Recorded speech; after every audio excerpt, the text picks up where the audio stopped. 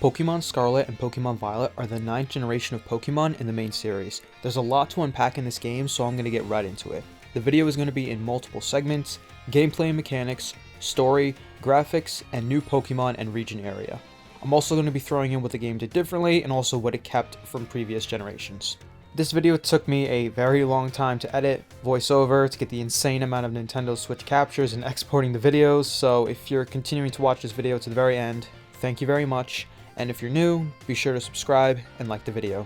Starting off with arguably the most important aspect of a video game, the story, Pokémon Scarlet and Violet takes place in the Paldia region, based off areas similar to Spain, although oddly enough in the beginning session, your mom asks Director Clavell if he wants to say for a cuppa, which is a cup of tea, a terminology used in like more Commonwealth countries I thought. The main important characters you meet are Nemona, Pokemon champion, president of the student council, and your future de facto rival, Arven, who's also a student and has a connection to the overall storyline, the professors of the region, as well as your partner Legendary, which is either Corydon or Myrrodon, and eventually Penny, who's the girl with the Eevee backpack, who's also a Techno-Wiz. After a few days pass, your director then basically tells you that you're going to be going on your own journey, which actually is very different from more linear Pokemon games in the past, and this can be a fun, adventurous opportunity to find your treasure, as the game calls it. But this becomes an issue later on down the line, which we'll get into. You now have basically 3 main options to do and a few side quests as well. Starting off with the main options, you have Nemona's Path, which is Victory Road, Arven's Path, which is Path of Legends, and Cassiopeia's Path, which is Operation Star Street. Nemona's Path is basically starting the standard for Pokemon games, battle all the gym leaders in the area, and then battle the Elite Four, which I am happy the game kept going. Unlike older installments, but similar to more recent installments, rather than simply going into the gym and battling 2 to 5 trainers and solving a mini puzzle within the gym, you now have to do a gym test, which can vary from battling some trainers, solving a puzzle, searching for an item, giving someone an item, or even a combination of a few or all of those. During these gym victories, before or after you win a battle, Nemona will come and visit you using her omnipotent powers and wish you good luck or simply battle you to test you and fulfill her own desires to become stronger and shape you into the best rivals she could hope for. Even further down the line, as you win more and more battles, professors and even some of the Elite Four members will commend you for climbing the ranks and wish you good luck. Even the chairwoman of the Pokemon League, Grape, or rather La Primera as Nemona calls her, visits you and is interested in your potential. Upon beating all 8 gyms, you then have the opportunity to go to the Pokemon League. Arriving here, you are greeted by Rika, who administers a test before you battle the Elite Four. She asks questions about who you want to be, how you got to the league, where you go to school, which gym gave you the most trouble, who they were and what type they use, and what to do if you became champion, as well as the important question, do you like Pokemon? You are expected to answer all of these to pass, and if you don't answer them, you can just retake the test afterwards, but you know, I cheated and used Google to look up the gym leader names. Upon successfully cheating, or just being that smart and remembering the name of the gym leader, and the name of the types that they used, she passes you, and then you can proceed to the next segment, which we're all familiar with, the Elite Four, and Rika herself is up first. She is then followed by Poppy, then Larry, who is a previous gym leader, see that one I remembered because he's a pretty chill guy, and finally your professor for art, Hassel. I really like how they added a previous gym leader as one of the Elite Four and even one of your professors as an Elite Four member. It's a nice nod to remembering characters you meet on the journey. After beating all of them, you face the champion, the chairwoman herself, Greta. Throughout the game, you will also realize that every gym leader, rival, or boss battle has their last Pokemon terrestrialize, which gives them a boost, yet can put them at a disadvantage by making them only one type now becoming effective to certain moves. After successfully beating the champion, she makes you a champion of the Pokemon League as well, and right after she does this, you run into your rival Nemona, who is happily ecstatic that you were able to win and is fired up to battle you right away. Resting your Pokemon for a bit, Nemona then asks you which location you want to battle her at, behind her house, in the Battle of Mesagosa, and a third option as well, but for me, I picked Mesagosa, and I'm not entirely sure if you pick the others, you end up there. She is waiting for you there, in which the final battle ensues, with everyone, including the Elite Four and the chairwoman, watching in excitement.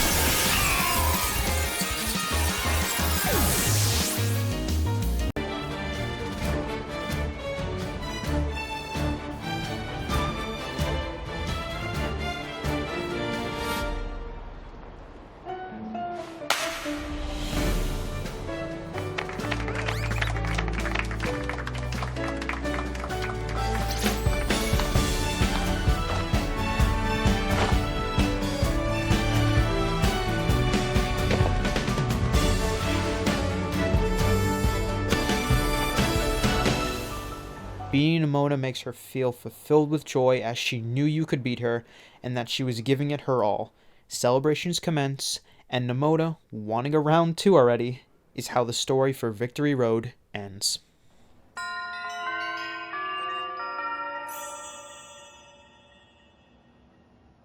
Arven's path involves you both hunting down Titan Pokemon, larger than normal sized Pokemon that have a certain plant that Arven has been searching for.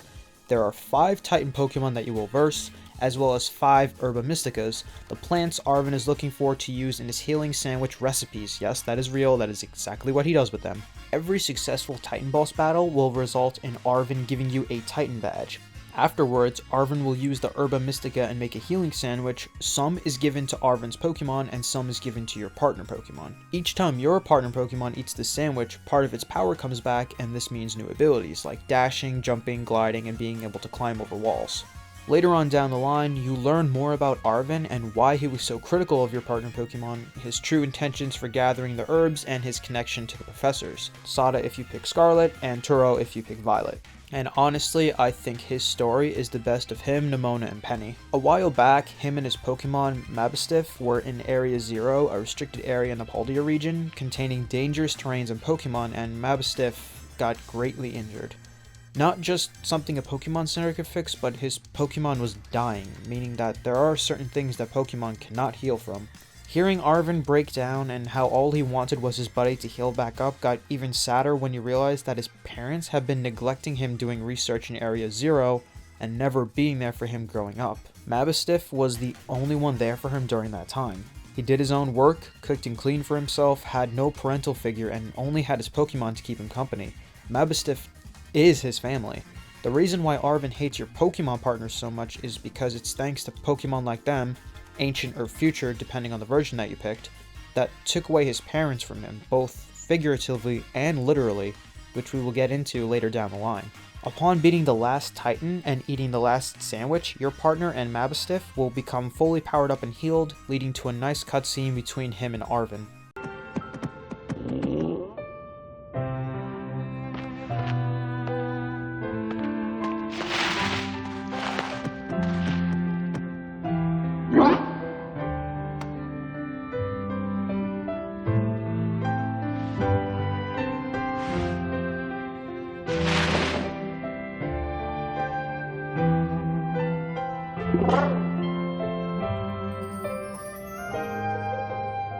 After this touching scene, you are then called by the professor to go back to the lab from the start of the game where you first encountered your partner and first met Arven to open the lab back up. Making your way there, Arven challenges you to a Pokemon battle to test you both for the upcoming trials. His roster also contains Pokemon he used during the Titan battles, which to me was an incredible attention to detail. Beating Arven helps prove both of your resolves, and you enter the lab together. Entering the lab, the professor is seen on a monitor and states they need both Arven and the player to make their way to Area 0 to find them and help them finish their work. You both agree to go, and Arven goes to gather some allies since the quest will be tough, and the last one you will all do. This ends Arven's Path of Legend story. Cassiophia's story revolves around the new team introduced in the game, Team Star. Team Star, more or less so, is a group of former students who stopped going to class due to reasons we will discuss later on down the line and were branded as delinquents by the Academy. You get a phone call on your Rotom phone that states they want to end Team Star's operation and you comply with the mission. There are 5 bosses for Team Star: Giacomo, Mela, Atticus, Ortega, and Erie. Each of them has a Starmobile as their final Pokemon, which is an engineered project using the Pokemon Varooms and Revavroom. Before you face them, you usually have to beat a guard at the front post. Then, once you enter their territory, you go into a minigame where you need to send out your Pokemon to battle Team Star's Pokemon using the new Let's Go feature, and you need to beat about 30 of their Pokemon in 10 minutes before you can battle the head boss. Beating each of these bosses will give you their respective badge, showing you beat them and how, according to their code, they can no longer operate their posts. Also, upon beating them, they have a flashback to 1.5 years ago to where they started to form their group, and you learn about them. Giacomo is the one who made the rules and is in charge of the tunes. Mela is a hothead but also cares for all her friends. Atticus created the attire for the entire team. Ortega is an engineer and made the Starmobiles, and Erie trained everyone to be strong. They are all each other's greatest treasure. Director Clavell, disguised as Clive, joins you for these operations and learns the true facts that happened with Team Star. They were bullied throughout school, decided to band together against the bullies, and the bullies themselves left the school as an overseas abroad study program, yet the academy thought that Team Star caused this, and soon Team Star members also dropped out. Records were asked to be taken off the books to shield them from any type of criminal history, as promised between the previous headmaster and one certain individual, which you learn was the leader of Team Star, Big Boss. Once all 5 bosses are beat, Cassiopeia congratulates you on completing this, and reveals they are the leader of Team Star, and that you need to beat them at the academy as the final test. You and Clive speak about this, and then head to the academy. Going to the academy has Clive reveal himself as Director Clavell, which we kind of already knew, who then reveals himself as Cassiopeia, prompting a battle. After the battle, Clavell explains he wasn't the true leader and just needed to test your skills to make sure you were strong enough to end this with the real Cassiopeia. At nighttime, making your way to the stadium, you meet the true Cassiopeia, Penny, the girl with the Eevee backpack who's been giving you materials this entire time whenever you beat one of the bosses. She explains everything to you, her intentions, how she started the team, and how she knows that it needs to be put to an end now, with you beating her in a battle. After the battle is complete, in a more heartfelt moment, she meets her old friends, the leaders of Team Star, and apologizes for how much she hurt them and betrayed them, only for them to explain they fully understand and knew exactly what she was doing for them just so that she can protect them. After the reunion is done, Clavell decides to have Team Star continue to exist and operate, but also have stations around the academy to train students to be stronger.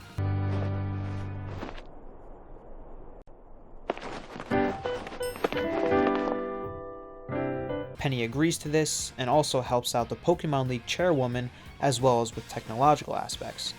This ends Penny's Operation Star Street Path.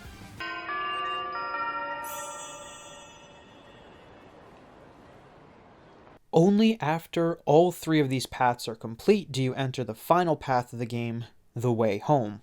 As previous with Arven saying he needs to get allies, he calls you and says that he found some, those being the 2 other path leaders you completed, Penny and Nemona. You all gather at the entrance of Zero Gate and fly off the back of your partner Pokemon to Area 0.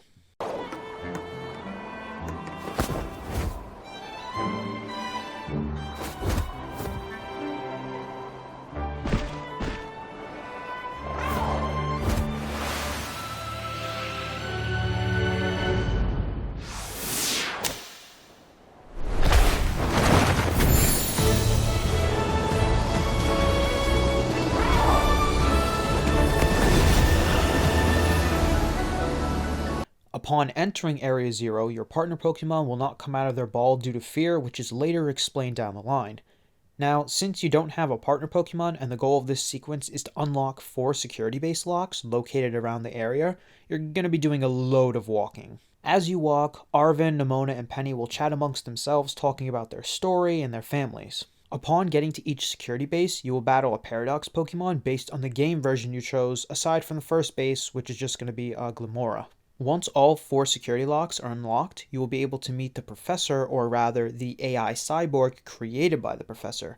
Asking them questions about who they are and what they want, we learn this entire time the professor had been killed by a Pokemon some time ago, protecting your partner Pokemon. They created this AI with the memories and features of the old professor, and they now want to stop the time machine in the lower levels, which caused the Pokemon to come to the present timeline. After some conversation and you giving the book back based on the version of the game you picked, you will have to verse the professor twice. Once the first time you get to the time machine, and then twice when the Paradise Protection Protocol goes off, causing the AI to once again attack, but in this case, they send out their legendary Pokemon, the same as your partner Pokemon and the one we saw previously, in which we learn it had attacked our partner Pokemon and beat it in a territorial dispute. Using the powers it now has and terrestrializing, your partner is able to successfully defeat the other version of itself.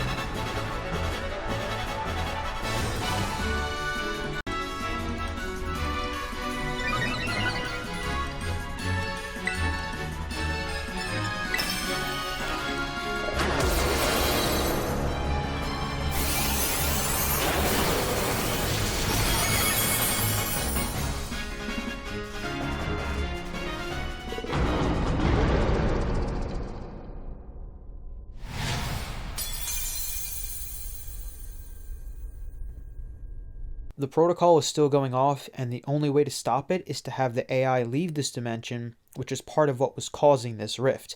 The AI explains that Arven's mom and dad loved him very much before leaving with that, and the protocol disengages. After walking out and going back home, everyone reflects on what happened and are very happy that they went through it all together. An incredible touch is that in collaboration with this game, Ed Sheeran made the song Celestial, and at the end of the game, in the end credits, the song plays along with it, which is a fantastic touch that a huge singer and celebrity joined in a Pokemon game and made it shine that much more.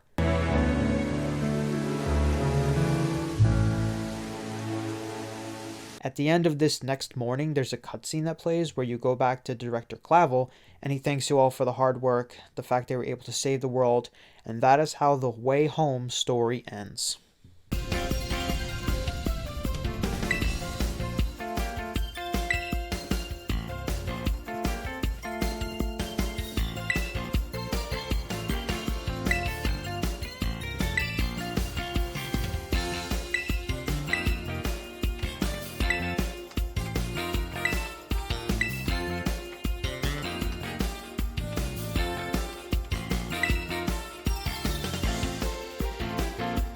Gearing towards graphics now, there isn't much to say. The graphics are good, but they aren't a step up above previous generations. Towns and landscapes look good, but again, nothing is so vastly improved from the last games. New Pokemon introduced to the game are definitely a plus. A lot of new designs, new typings, new moves, and some regional Paldean forms are seen, and some evolutions of old Pokemon is a nice touch, much like they did for Linoone and Farfetch'd as two examples of giving a new evolution with the intro of Paldea region, and also creating a new Pokemon similar to an old one. Instead of Tentacool, we have Toadscool. For each generation from Gen 1 onward, they usually have a Pikachu clone as well. Gen 1 was Pikachu, Gen 2 was Pichu, Gen 3 was Plusle and Minun, Gen 4 was Pachirisu, Gen 5 was Emolga, Gen 6 was Dedenne, Gen 7 was Togedemaru, Gen 8 was Morpeko, and Gen 9 added Pawmi. Koraidon and Miraidon are both great designs and versatile in battle. The 4 Treasures of Ruin, which can be found after you pull their respective stakes from the ground, have good designs and stats, and the Paradox Pokemon are very interesting as well, some having higher base stats than their past or future counterparts. Now we get into the last part and one of the trickiest, the mechanics and gameplay. Gameplay-wise, the game needs work. It has glitches, sometimes your Pokemon will pop in and out of an area, also in battle. Sometimes you can phase through areas, the pop-ins are absolutely absurd, and that is something that happens in a game with low quality and is not a fully rendered area that simply gets larger as you come near it and smaller as you go away from it. Battles can sometimes be dragged out longer than they need to be, sometimes animations take a while, as well as some of the status moves or just moves in general take a while to do. If you get into an area with a lot of Pokemon, the frame rate will drop very hard, and if you get into an area with a lot of people, at times they will become very slow moving and lose their quality rendering. There's also glitches where when a Pokemon evolves, it doesn't have the evolution background all the time. It might have it sometimes, maybe 3 out of 10 times, but most of the Pokemon is just going on the ground next to me and evolving. Another thing I noticed is that while a lot of the Pokeball sound effects are the same as the previous 2 generations and Legends Arceus, which is completely normal for Pokemon, they also kept the Dynamax Gigantamax theme as the theme for terrestrialized Pokemon for gym leaders. I'm unsure why they did this and not have Z-moves from Gen 7, Dynamax or Gigantamax from Gen 8, and obviously Mega Evolutions from Gen 6. They created an incredibly big open world, but having an open world so vast means there's just too much open area not to be explored or needed to be explored, which, if it was made smaller, could have helped for saving space for models and animations. And a very big error I found was this. If you don't know where to go, Nurse Joy can point you in the direction you want to go. However, she tells you where to go based on your current level, meaning that you wouldn't be doing the story in order, hence why my story wasn't in order. This is the actual order of the story in terms of levels in the area. Now, as for cutscenes, I'm unsure if they play at different areas upon completing that stage. For example, Nemona will have a dialogue where you battle her after you beat 6 gyms, and Arven's Pokemon will bark when it has 3 Terra Herb Herba Mysticas, That cutscene will play in any cave or any city, just dependent on if you got to that point, so instead of Medali, it could be in Montenevera, dependent on at which city you got the 6th badge. But that lines up to a bigger problem. They made an open world pretty fun to play, I'll be honest, and explore everything and do everything on your own, which is great. But the problem now is that you can have a team full of level 10 Pokemon, explore where you want, but then go into a battle in one grass patch away with a level 25 opponent just by accidentally walking the wrong way. Now, some areas require a higher level and your partner legendary to be powered up, so that requires you to complete certain sequences in order, but that order somehow becomes skewed because you don't know which order to go into. Because again, if you ask Nurse Joy where to go, she'll point you in the direction based on your current level. You made an open world to explore in which secretly there is a right way to explore, but you let us explore how we want, which is perfect. But we, and in this case I, did it wrong. I'm unsure if the gym leaders you verse scale at all, meaning that if you did the first gym as like the 7th gym for some reason, then instead of having level 12 Pokemon, they'd have 45. If they do scale, great, but at the same time, going in order of gyms is the linear trait we do need. Mechanics is the last concept. In this game, experience candies are back and can be used, same for mints, which are like calcium and zinc. You can get these by doing Terra raids, similar to the raids in Sword and Shield. Terra raids are the side quests I spoke on towards the beginning of this video. Terra raids are done with groups of 4, just like in the previous gen, and once the terrestrialized Pokemon is weakened, you can catch it or leave it, and now it will have its rare Terra type. The more stars a battle is, the harder it will be, but the more rewards and better rewards you can get. Classes are an addition now as well since you go to the academy. As you progress in the story, you can take more classes like math, art, history, etc. If you go to class enough times, you will be able to take a midterm or final for it, and you get rewards which are experience candies. You can complete a final and still retake the class as well. I thought this was a little nice addition, which made sense since we're going to Academy, but it felt kinda cool to take an actual test related to Pokemon. You can find Gimmighoul coins hidden all over the Paldea region, as well as a few Gimmighoul themselves. You need 999 coins to evolve a Gimmighoul into Goldengo. Searching for these was the same as searching for Zygarde Core in Gen 7 or the Diglets in Gen 8. One of the things other previous Pokemon games used to have is that once you beat an opponent, it would zoom in on them, and they would give their defeated dialogue. Now it no longer does this aside from major bosses. During rain conditions, the Pokemon will have a watery layer added to it, which is a nice detail.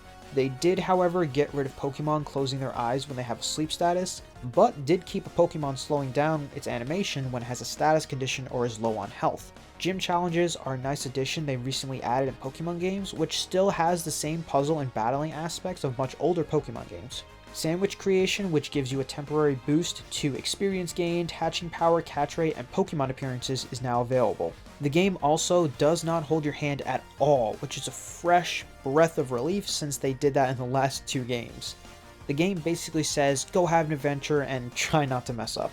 TM Maker is also a fascinating addition, but at the same time, while it is cool to make TMs based off of Pokemon material, which are now collected based on beating or catching Pokemon, it kind of ruins the unlimited uses of TMs in the previous few games. Auto heal is now a feature as well. Hit the button on the Switch and it will auto heal your Pokemon using potions, etc. from weakest first to strongest last. The last mechanic relates back to the concept of going on your own adventure. Due to no hand holding, it allows you to do any of the stories you want first, albeit level scaling can be a burden since you don't exactly know where to go first. Having 3 stories at once makes it feel much more like an RPG rather than just the linear 8 gyms in Elite 4, which however is what we all know and love. Aside from all this, post-game there is still stuff you can do. You can rebattle the gym leaders as asked by the chairwoman Greta, and then do the Academy H tournament, which takes place at the Naranja Academy against your peers. You can also try and find all the stakes and pull them to find the lost treasure Pokemon. You can go back to Area 0 and catch a second legendary partner. Note, it will not be the opposite version of the legendary you currently have. Black Terra raids will also spawn, which can be much more difficult and yield better rewards. You can always go back to the completion route, which is just gather all TMs, gather all Gimmighoul coins, customizable items, sandwich recipes, and obviously catch all the Pokemon in the Pokédex. This was my long, detailed analysis of Pokémon Scarlet and Violet. I appreciate you sticking around for this long, so thank you all for watching. Let me know what you think about the game down below. Comment what you like about the game and what part you like the most.